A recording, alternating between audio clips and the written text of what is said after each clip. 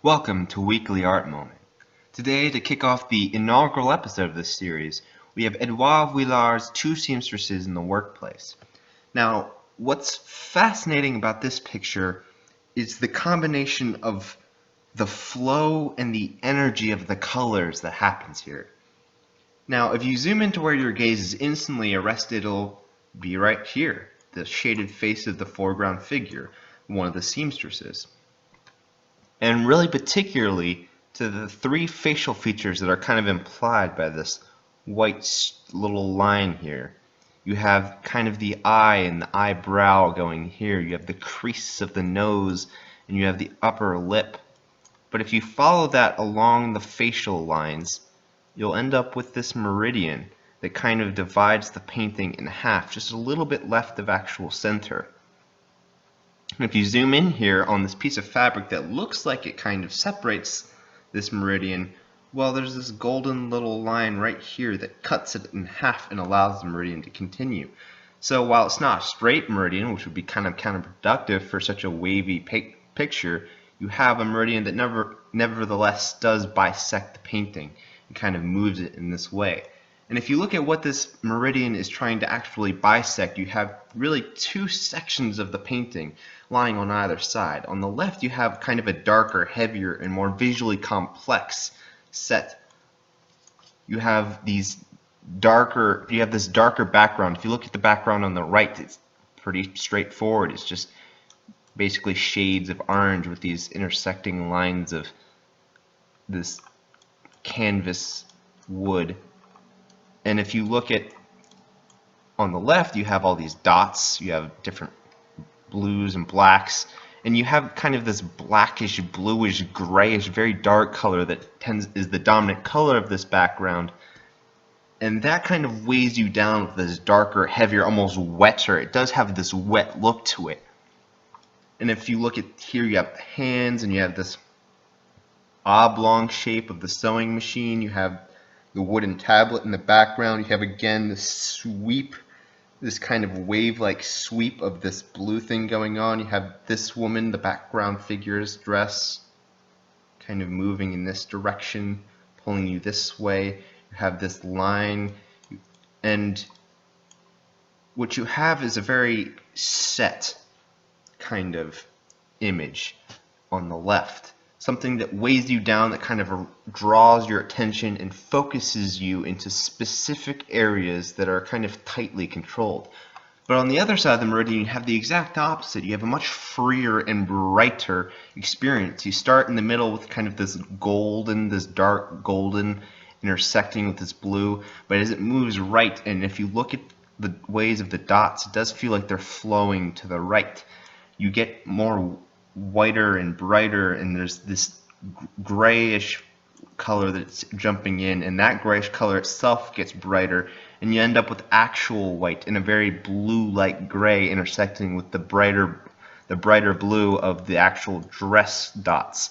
And if you look at kind of this side, the darker of the blue and the lighter of the blue, even though it's kind of the same color, just how they interact with the other colors does make the blue of the dress itself seem brighter, not just the intersecting colors behind the dots. And so you get this sense of being swept to the right.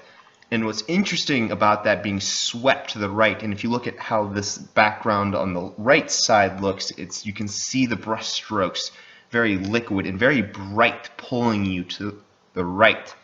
And so what you have is you have this painting that seems to be thrusting you along, almost like you can imagine the seamstresses working on this dress. They take a little bit, they sew it, they work at the seams, and then they push it along. And you yourself as a viewer are also being pushed along from the center, from the focus, all the way to the right. And you're experiencing the workshop experience in this way. And part of how this happens is you have kind of these dots. It's not quite pointillism of a Seurat or a Signac, but more of kind of a Bonnard type of intermixing of this flesh. You have this gel-like flesh. You have a very fluid background on the right. You have this object which is very constrained.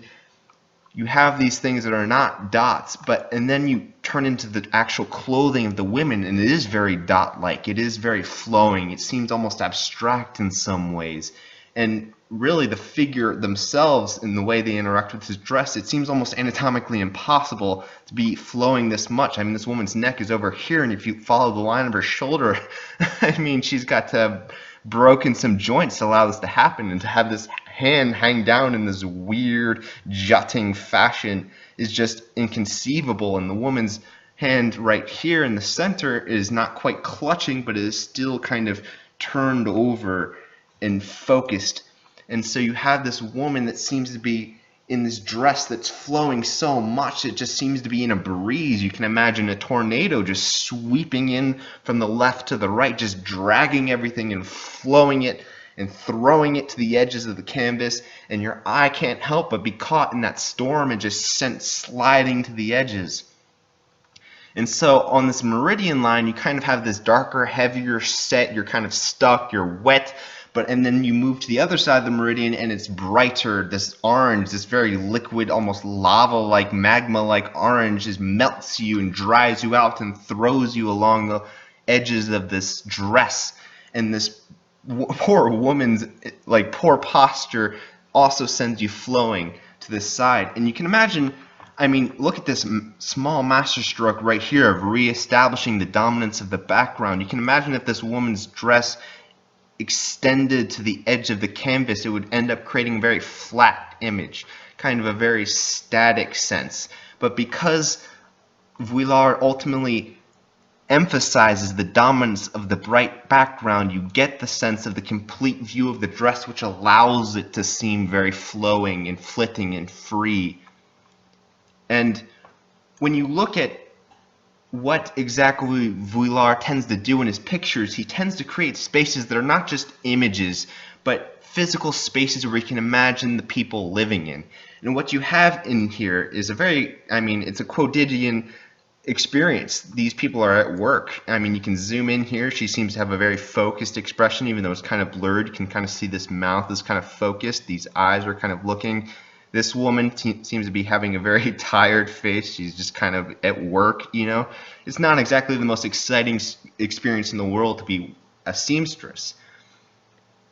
But what Vuillard does is he doesn't just give you this image of these two seamstresses at work. He tries to allow you to experience it bodily, not just the visual experience, but the actual experience of being a body in this workplace, of being a seamstress at work, the fluidness and the movement of working with the cloth and the fabric, and everything's kind of rustling and things are moving and you're pushing it along. You get this dynamism of the actual experience.